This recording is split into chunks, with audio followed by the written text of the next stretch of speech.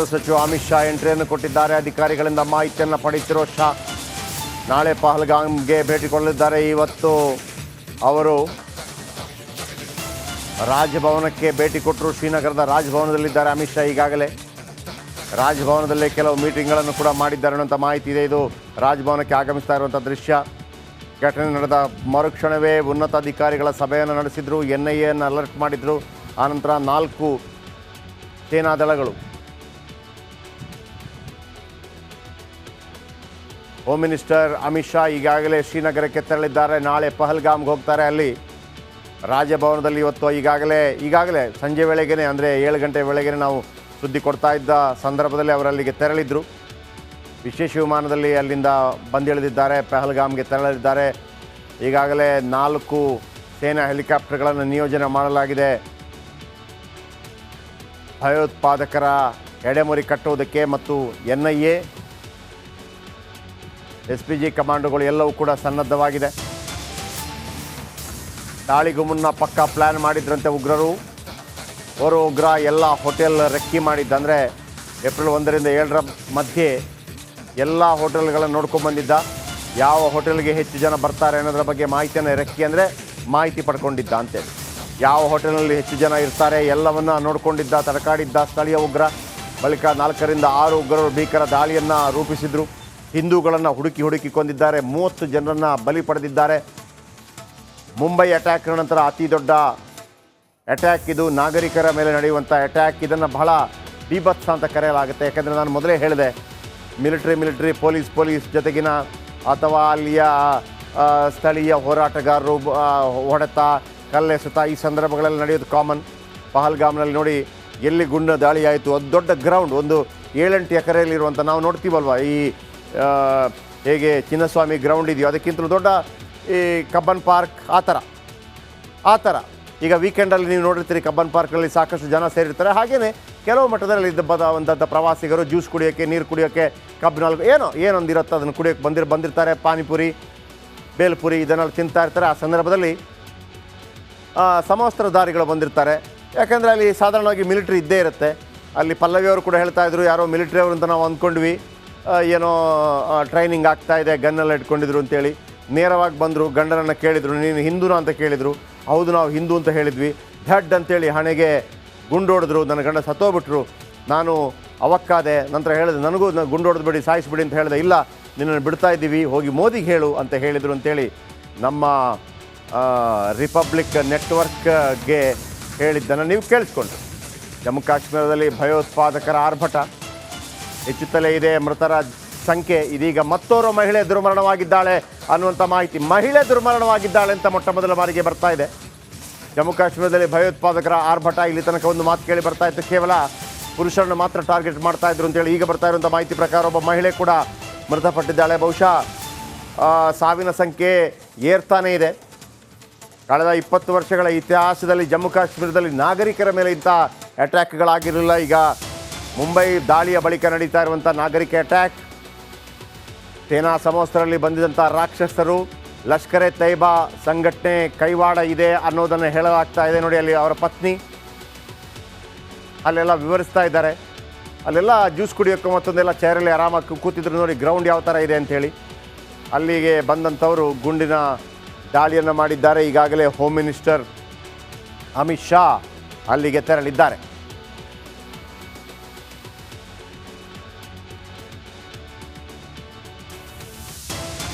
ನೇರವಾಗಿ ಹಿಂದೂಗಳನ್ನೇ ಟಾರ್ಗೆಟ್ ಮಾಡಿ ಹೊಡೆದಿದ್ದಾರೆ. ನೀನು ಹಿಂದೂನ ಅಂತ ಪ್ರಶ್ನೆ ಮಾಡ್ತಾ ಇದ್ರು ಉಗ್ರರು. ಹಿಂದೂ ಅಂತ ಗೊತ್ತಾದರೆ ಎದೆ ಸೀಳ್ತಾ ಇದ್ರು, ಹಣೆಗೆ ಬುಲೆಟ್ ಹೊಡಿತಾ ಇದ್ರು. ಹೆಂಡತಿ ಮುಂದೆನೇ, ಪಲ್ಲವಿಯವರ ಮುಂದೆನೇ ಅಟ್ಯಾಕ್ ಮಾಡಿದ್ರು ಅನ್ನುವಂಥ ಮಾಹಿತಿಗಳು ಬರ್ತಾ ಇದೆ. ಆಮೇಲೆ ಮುಸ್ಲಿಂ ಅಂತ ಅಂದರೆ ಹೊಸ ಟಾಸ್ಕ್ ಕೊಡ್ತಾಯಿದ್ರು. ಕಲ್ಮಾ ಹೇಳುವಂತ ಹೇಳ್ತಾ ಇದ್ರಂತೆ. ಆ ಕಲ್ಮಾ ಹೇಳಬೇಕಾಗುತ್ತೆ. ಮುಸ್ಲಿಮರಿಗೆ ಗೊತ್ತಿರುತ್ತೆ, ಭಯೋತ್ಪಾದಕರು ಕಲ್ಮಾ ಹೇಳಿದವರನ್ನು ಬಿಟ್ಟು ಹೋಗ್ತಾ ಇದ್ರು, ಕಲ್ಮಾ ಹೇಳಿದವರನ್ನೇ ಕೊಲ್ತಾ ಇದ್ರು ಉಗ್ರರು. ಈಗ ಹೇಳಿ, ಭಯೋತ್ಪಾದನೆಗೆ ಧರ್ಮ ಇದೆಯೋ ಇಲ್ಲವೋ? ನೀನು ಹಿಂದೂ, ನಾನು ಹಿಂದೂ ಅಂತ ಹೇಳಿದವರ ಹಣೆಗೆ ಗುಂಡಿಕ್ತಾ ಇದ್ರು. ಮುಸ್ಲಿಂ ಅಂತ ಯಾರಾದ್ರೂ ಅಂದರೆ ನಂಬ್ತಾ ಇರಲಿಲ್ಲ ಅವರು. ಕಲ್ಮಾ ಹೇಳು ಅಂತ ಹೇಳ್ತಾ ಇದ್ರು. ಕಲ್ಮಾ ಹೇಳಿದರೆ ಅವರನ್ನು ಬಿಡ್ತಾ ಇದ್ರಂತೆ. ಈಗ ಇವರ ವಿರುದ್ಧ ಯಾವ ರೀತಿ ಕ್ರಮ ಕೈಗೊಳ್ಳಬೇಕು ಅನ್ನೋದನ್ನು ಹೋಮ್ ಮಿನಿಸ್ಟರ್ ಅವರು ನಿರ್ಧಾರ ಮಾಡ್ತಾ ಇದ್ದಾರೆ. ಈಗಾಗಲೇ ಅಫಿಷಿಯಲ್ ಅನೌನ್ಸ್ಮೆಂಟ್ ಆಗಿದೆ. 28 ಡೆಡ್, 28 ಜನ ಸಾವಿಗೀಡಾಗಿದ್ದಾರೆ, 27 ಜನ ಪುರುಷರು ಮತ್ತು ಒಬ್ಬರು ಮಹಿಳೆ ಅನ್ನುವಂಥ ಮಾಹಿತಿಗಳು ಬರ್ತಾ ಇದೆ.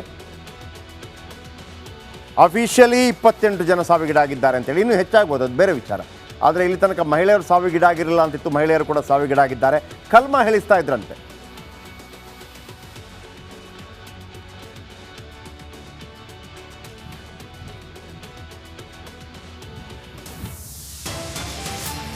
ಈಗ ಬರ್ತಾ ಇರುವಂಥ ಮತ್ತೊಂದು ಬ್ರೇಕ್. ಶ್ರೀನಗರಕ್ಕೆ ಬರ್ತಾ ಇದ್ದಂತೆ ಅಮಿತ್ ಶಾ ಅಲರ್ಟ್. ರಾಜಭವನದಲ್ಲಿ ಹೈ ವೋಲ್ಟೇಜ್ ಮೀಟಿಂಗ್ ಶುರುವಾಗಿದೆ.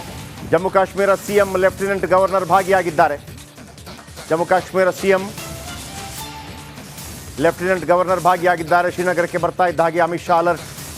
ನೋಡಿ, ಒಂದು ಗಮನಿಸಬೇಕು, ಅಲ್ಲಿ ಚುನಾವಣೆ ಆಗೋದಕ್ಕಿಂತ ಮೊದಲು ಇಂಥದ್ದೇನು ಪ್ರಾಬ್ಲಮ್ ಆಗ್ತಾ ಇಲ್ಲ. ಈಗ ಚುನಾವಣೆ ಆದ ನಂತರ ಯಾಕೆ ಆಗ್ತಾ ಇದೆ ಅನ್ನುವಂಥದ್ದು ಕೂಡ Jammu Kashmir C M Omar Abdullah I think ಶ್ರೀನಗರಕ್ಕೆ ಬರ್ತಾ ಇದ್ದ ಹಾಗೆ ಅಮಿತ್ ಶಾ ಅಲರ್ಟ್. ರಾಜಭವನದಲ್ಲಿ ಹೈ ವೋಲ್ಟೇಜ್ ಮೀಟಿಂಗ್ ಶುರುವಾಗಿದೆ. ಇದು ರಾಜಭವನಕ್ಕೆ ಆಗಮಿಸ್ತಾ ಇರುವಂಥ ದೃಶ್ಯ. ಅಲ್ಲಿ ಒಮರ್ ಅಬ್ದುಲ್ಲಾ ಅವರನ್ನು ಕೂಡ ಕಾಣಬಹುದು ನೀವು. ಒಮರ್ ಅಬ್ದುಲ್ಲಾ ನೋಡಿ, ಇವರೇ ಒಮರ್ ಅಬ್ದುಲ್ಲಾ, ವೇಸ್ಟ್ ಕೋಟ್ ಹಾಕಿದ್ದಾರಲ್ಲ, ಒಮರ್ ಅಬ್ದುಲ್ಲಾ, ಫಾರೂಕ್ ಅಬ್ದುಲ್ಲಾ ಅವರ ಪುತ್ರ, ಮುಖ್ಯಮಂತ್ರಿ ಕೂಡ. ಅಲ್ಲಿ ಲೆಫ್ಟಿನೆಂಟ್ ಗವರ್ನರ್ಗೆ ಹೆಚ್ಚಿನ ಪ್ರಾಶಸ್ತ್ಯ ಇರುತ್ತೆ, ಯಾಕೆಂದರೆ ಅದು ಕೇಂದ್ರಾಡಳಿತ ಪ್ರದೇಶವಾದ ಕಾರಣಕ್ಕಾಗಿ ಪ್ರತ್ಯೇಕ ರಾಜ್ಯದ ಸ್ಥಾನಮಾನ ಇನ್ನಷ್ಟು ಸಿಗಬೇಕಾಗಿದೆ. ಈಗಾಗಲೇ ರಾಜಭವನಕ್ಕೆ ಬಂದಿದ್ದಾರೆ ಒಮರ್ ಅಬ್ದುಲ್ಲಾ ಅವರನ್ನು ನೀವು ಗಮನಿಸಬಹುದು. ಒಮರ್ ಅಬ್ದುಲ್ಲಾ, ಫಾರೂಕ್ ಅಬ್ದುಲ್ಲಾ ಅವರ ಪುತ್ರ, ನ್ಯಾಷನಲ್ ಕಾನ್ಫರೆನ್ಸ್ ಅಧ್ಯಕ್ಷ ಕೂಡ. ನ್ಯಾಷನಲ್ ಕಾನ್ಫರೆನ್ಸ್ ಮತ್ತು ಕಾಂಗ್ರೆಸ್ ಜೊತೆಯಾಗಿ ಅಲ್ಲಿ ಸರ್ಕಾರವನ್ನು ರಚಿಸಿದೆ ಅನ್ನೋದನ್ನು ಕೂಡ ನೀವು ಗಮನಿಸಬೇಕು. ಗೃಹ ಸಚಿವ ಅಮಿತ್ ಶಾ ಎಂಟ್ರಿಯನ್ನು ಕೊಟ್ಟಿದ್ದಾರೆ. ಅಧಿಕಾರಿಗಳಿಂದ ಮಾಹಿತಿಯನ್ನು ಪಡೆಯುತ್ತಿರುವ ಶಾ ನಾಳೆ ಪಹಲ್ಗಾಮ್ಗೆ ಭೇಟಿ ಕೊಡಲಿದ್ದಾರೆ. ಇವತ್ತು ಅವರು ರಾಜಭವನಕ್ಕೆ ಭೇಟಿ ಕೊಟ್ಟರು. ಶ್ರೀನಗರದ ರಾಜಭವನದಲ್ಲಿದ್ದಾರೆ ಅಮಿತ್ ಶಾ. ಈಗಾಗಲೇ ರಾಜಭವನದಲ್ಲೇ ಕೆಲವು ಮೀಟಿಂಗ್ಗಳನ್ನು ಕೂಡ ಮಾಡಿದ್ದಾರೆ ಅನ್ನೋಂಥ ಮಾಹಿತಿ ಇದೆ. ಇದು ರಾಜಭವನಕ್ಕೆ ಆಗಮಿಸ್ತಾ ಇರುವಂಥ ದೃಶ್ಯ. ಘಟನೆ ನಡೆದ ಮರುಕ್ಷಣವೇ ಉನ್ನತ ಅಧಿಕಾರಿಗಳ ಸಭೆಯನ್ನು ನಡೆಸಿದರು. NIAಯನ್ನು ಅಲರ್ಟ್ ಮಾಡಿದರು. ಆನಂತರ 4 ಸೇನಾ ದಳಗಳು, ಹೋಮ್ ಮಿನಿಸ್ಟರ್ ಅಮಿತ್ ಶಾ ಈಗಾಗಲೇ ಶ್ರೀನಗರಕ್ಕೆ ತೆರಳಿದ್ದಾರೆ. ನಾಳೆ ಪಹಲ್ಗಾಮ್ಗೆ ಹೋಗ್ತಾರೆ. ಅಲ್ಲಿ ರಾಜಭವನದಲ್ಲಿ ಇವತ್ತು ಈಗಾಗಲೇ ಸಂಜೆ ವೇಳೆಗೇ, ಅಂದರೆ 7 ಗಂಟೆ ವೇಳೆಗೆ ನಾವು ಸುದ್ದಿ ಕೊಡ್ತಾ ಇದ್ದ ಸಂದರ್ಭದಲ್ಲಿ ಅವರಲ್ಲಿಗೆ ತೆರಳಿದ್ರು. ವಿಶೇಷ ವಿಮಾನದಲ್ಲಿ ಅಲ್ಲಿಂದ ಬಂದಿಳಿದಿದ್ದಾರೆ, ಪಹಲ್ಗಾಮ್ಗೆ ತೆರಳಿದ್ದಾರೆ. ಈಗಾಗಲೇ 4 ಸೇನಾ ಹೆಲಿಕಾಪ್ಟರ್ಗಳನ್ನು ನಿಯೋಜನೆ ಮಾಡಲಾಗಿದೆ. ಭಯೋತ್ಪಾದಕರ ಎಡೆಮುರಿ ಕಟ್ಟುವುದಕ್ಕೆ ಮತ್ತು NIA, SPG ಕಮಾಂಡೋಗಳು ಎಲ್ಲವೂ ಕೂಡ ಸನ್ನದ್ಧವಾಗಿದೆ. ದಾಳಿಗೂ ಮುನ್ನ ಪಕ್ಕಾ ಪ್ಲ್ಯಾನ್ ಮಾಡಿದ್ರಂತೆ ಉಗ್ರರು. ಓರ್ವ ಉಗ್ರ ಎಲ್ಲ ಹೋಟೆಲ್ ರೆಕ್ಕಿ ಮಾಡಿದ್ದ, ಅಂದರೆ ಏಪ್ರಿಲ್ 1ರಿಂದ 7ರ ಮಧ್ಯೆ ಎಲ್ಲ ಹೋಟೆಲ್ಗಳನ್ನು ನೋಡ್ಕೊಂಡ್ಬಂದಿದ್ದ. ಯಾವ ಹೋಟೆಲ್ಗೆ ಹೆಚ್ಚು ಜನ ಬರ್ತಾರೆ ಅನ್ನೋದ್ರ ಬಗ್ಗೆ ಮಾಹಿತಿಯನ್ನು, ರೆಕ್ಕಿ ಅಂದರೆ ಮಾಹಿತಿ ಪಡ್ಕೊಂಡಿದ್ದ ಅಂತೇಳಿ. ಯಾವ ಹೋಟೆಲ್ನಲ್ಲಿ ಹೆಚ್ಚು ಜನ ಇರ್ತಾರೆ ಎಲ್ಲವನ್ನು ನೋಡಿಕೊಂಡಿದ್ದ, ತಡಕಾಡಿದ್ದ ಸ್ಥಳೀಯ ಉಗ್ರ. ಬಳಿಕ 4ರಿಂದ 6 ಉಗ್ರರು ಭೀಕರ ದಾಳಿಯನ್ನು ರೂಪಿಸಿದರು. ಹಿಂದೂಗಳನ್ನು ಹುಡುಕಿ ಕೊಂದಿದ್ದಾರೆ. 30 ಜನರನ್ನು ಬಲಿ ಪಡೆದಿದ್ದಾರೆ. ಮುಂಬೈ ಅಟ್ಯಾಕ್ ನಂತರ ಅತಿ ದೊಡ್ಡ ಅಟ್ಯಾಕ್ ಇದು. ನಾಗರಿಕರ ಮೇಲೆ ನಡೆಯುವಂಥ ಅಟ್ಯಾಕ್. ಇದನ್ನು ಬಹಳ ಬೀಭತ್ಸ ಅಂತ ಕರೆಯಲಾಗುತ್ತೆ. ಯಾಕೆಂದರೆ ನಾನು ಮೊದಲೇ ಹೇಳಿದೆ, ಮಿಲಿಟರಿ ಪೊಲೀಸ್ ಜೊತೆಗಿನ ಅಥವಾ ಅಲ್ಲಿಯ ಸ್ಥಳೀಯ ಹೋರಾಟಗಾರರು ಹೊಡೆತ, ಕಲ್ಲೆಸೆತ ಈ ಸಂದರ್ಭಗಳಲ್ಲಿ ನಡೆಯೋದು ಕಾಮನ್. ಪಹಲ್ಗಾಮ್ನಲ್ಲಿ ನೋಡಿ, ಎಲ್ಲಿ ಗುಂಡು ದಾಳಿ ಆಯಿತು, ಅದು ದೊಡ್ಡ ಗ್ರೌಂಡ್, ಒಂದು 7-8 ಎಕರೆಯಲ್ಲಿರುವಂಥ, ನಾವು ನೋಡ್ತೀವಲ್ವ ಈ ಹೇಗೆ ಚಿನ್ನಸ್ವಾಮಿ ಗ್ರೌಂಡ್ ಇದೆಯೋ ಅದಕ್ಕಿಂತಲೂ ದೊಡ್ಡ ಈ ಕಬ್ಬನ್ ಪಾರ್ಕ್, ಆ ಥರ.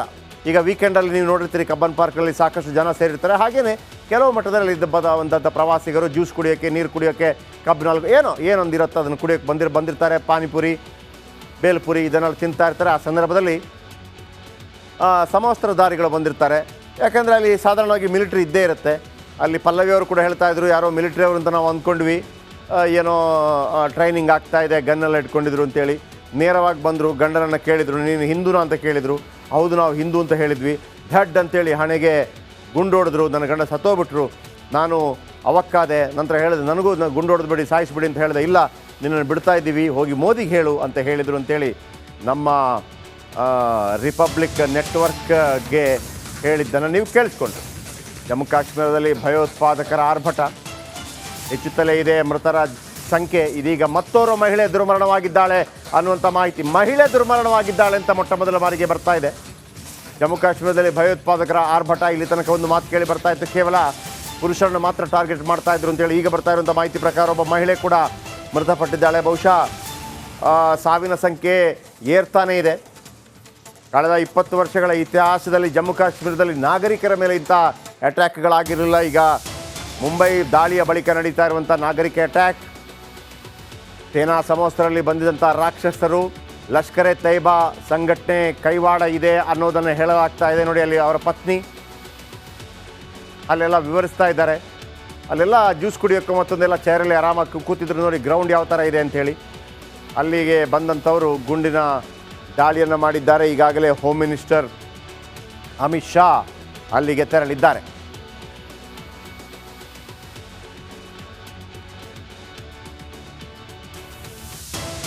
ನೇರವಾಗಿ ಹಿಂದೂಗಳನ್ನೇ ಟಾರ್ಗೆಟ್ ಮಾಡಿ ಹೊಡೆದಿದ್ದಾರೆ. ನೀನು ಹಿಂದೂನ ಅಂತ ಪ್ರಶ್ನೆ ಮಾಡ್ತಾ ಇದ್ರು ಉಗ್ರರು. ಹಿಂದೂ ಅಂತ ಗೊತ್ತಾದರೆ ಎದೆ ಸೀಳ್ತಾ ಇದ್ರು, ಹಣೆಗೆ ಬುಲೆಟ್ ಹೊಡಿತಾ ಇದ್ರು. ಹೆಂಡತಿ ಮುಂದೆನೇ, ಪಲ್ಲವಿ ಅವರ ಮುಂದೆನೇ ಅಟ್ಯಾಕ್ ಮಾಡಿದ್ರು ಅನ್ನುವಂಥ ಮಾಹಿತಿಗಳು ಬರ್ತಾ ಇದೆ. ಆಮೇಲೆ ಮುಸ್ಲಿಂ ಅಂತ ಅಂದರೆ ಹೊಸ ಟಾಸ್ಕ್ ಕೊಡ್ತಾ ಇದ್ರು. ಕಲ್ಮಾ ಹೇಳುವಂತ ಹೇಳ್ತಾ ಇದ್ರಂತೆ. ಆ ಕಲ್ಮಾ ಹೇಳಬೇಕಾಗುತ್ತೆ, ಮುಸ್ಲಿಮರಿಗೆ ಗೊತ್ತಿರುತ್ತೆ. ಭಯೋತ್ಪಾದಕರು ಕಲ್ಮಾ ಹೇಳಿದವರನ್ನ ಬಿಟ್ಟು ಹೋಗ್ತಾ ಇದ್ರು, ಕಲ್ಮಾ ಹೇಳಿದವರನ್ನೇ ಕೊಲ್ತಾ ಇದ್ರು ಉಗ್ರರು. ಈಗ ಹೇಳಿ, ಭಯೋತ್ಪಾದನೆಗೆ ಧರ್ಮ ಇದೆಯೋ ಇಲ್ವೋ? ನೀನು ಹಿಂದೂ, ನಾನು ಹಿಂದೂ ಅಂತ ಹೇಳಿದವರ ಹಣೆಗೆ ಗುಂಡಿಕ್ತಾ ಇದ್ರು. ಮುಸ್ಲಿಂ ಅಂತ ಯಾರಾದ್ರೂ ಅಂದರೆ ನಂಬ್ತಾ ಇರಲಿಲ್ಲ ಅವರು. ಕಲ್ಮಾ ಹೇಳು ಅಂತ ಹೇಳ್ತಾ ಇದ್ರು. ಕಲ್ಮಾ ಹೇಳಿದರೆ ಅವರನ್ನು ಬಿಡ್ತಾ ಇದ್ರಂತೆ. ಈಗ ಇವರ ವಿರುದ್ಧ ಯಾವ ರೀತಿ ಕ್ರಮ ಕೈಗೊಳ್ಳಬೇಕು ಅನ್ನೋದನ್ನು ಹೋಮ್ ಮಿನಿಸ್ಟರ್ ಅವರು ನಿರ್ಧಾರ ಮಾಡ್ತಾ ಇದ್ದಾರೆ. ಈಗಾಗಲೇ ಅಫಿಷಿಯಲ್ ಅನೌನ್ಸ್ಮೆಂಟ್ ಆಗಿದೆ. 28 ಡೆಡ್, 28 ಜನ ಸಾವಿಗೀಡಾಗಿದ್ದಾರೆ. 27 ಜನ ಪುರುಷರು ಮತ್ತು ಒಬ್ಬರು ಮಹಿಳೆ ಅನ್ನುವಂಥ ಮಾಹಿತಿಗಳು ಬರ್ತಾ ಇದೆ. ಅಫಿಷಿಯಲಿ 28 ಜನ ಸಾವಿಗೀಡಾಗಿದ್ದಾರೆ ಅಂತೇಳಿ. ಇನ್ನೂ ಹೆಚ್ಚಾಗ್ಬೋದು, ಅದು ಬೇರೆ ವಿಚಾರ. ಆದರೆ ಇಲ್ಲಿ ತನಕ ಮಹಿಳೆಯರು ಸಾವಿಗೀಡಾಗಿರಲಿಲ್ಲ ಅಂತಿತ್ತು. ಮಹಿಳೆಯರು ಕೂಡ ಸಾವಿಗೀಡಾಗಿದ್ದಾರೆ. ಕಲ್ಮಾ ಹೇಳಿಸ್ತಾ ಇದ್ರಂತೆ.